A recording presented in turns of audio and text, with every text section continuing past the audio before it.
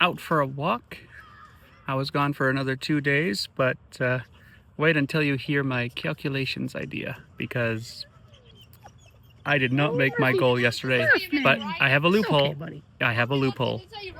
Currently, I am at 5,331 steps. Brought the kids to the park, and I will chat with you when I get home after we make this goal, because I think this will mean I did not fail the challenge. It depends. It's all point of view. So check this out. 7,222 steps was our final goal, and it was completed. As you know, we're doing this 7,000 step challenge every day in May. And yesterday I failed. Oh my goodness, did I ever fail? I am ashamed that I failed. But you know what? I had a great idea. I did some calculations and realized there were days where we went over our 7,000 step goal.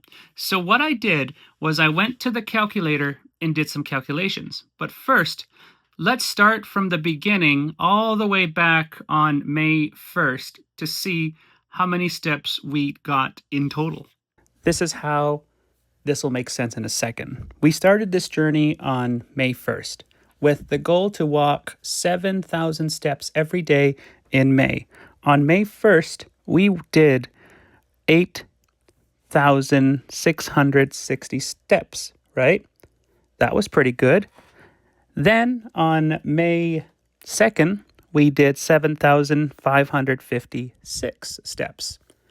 I figure any steps that I make extra can be put towards a step credit that I can cash in on certain days if I can't make my steps completely. So think of anything over 7,000 steps as now credit that we make by walking every day. On May 3rd, we did 8,482 steps. So that means we take that 482 steps and we add it to our credit. On the 4th, we did 7,791, which, again, let's take that and add it to our calculator. On the 5th, a day after Star Wars Day, we did 10,055 steps, which is extra credit. That's like 3,055 steps we can add to our credit that we have now created, right? This brings us to May 6th, where we walked 7,085 steps. See where I'm going with this? Let's go to day number 7. Day number 7, we did 7,290 steps. So then we did, on day number 8, we did 10,867 steps.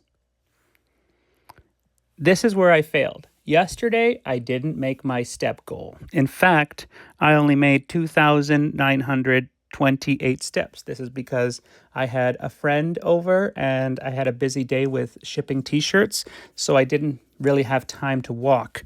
So let's go to my calculations. Oh, and if you're wondering, what did I do today? How good was today? It was great, coming in at 7,222 steps. So let's go back to my beautiful face.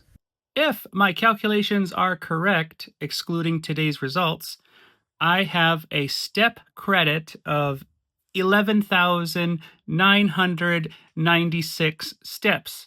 So what we're going to do is we're going to subtract that from the remaining steps I didn't take yesterday, which brings us to 9,070 steps, which means I have a brand new credit of 2,070 steps.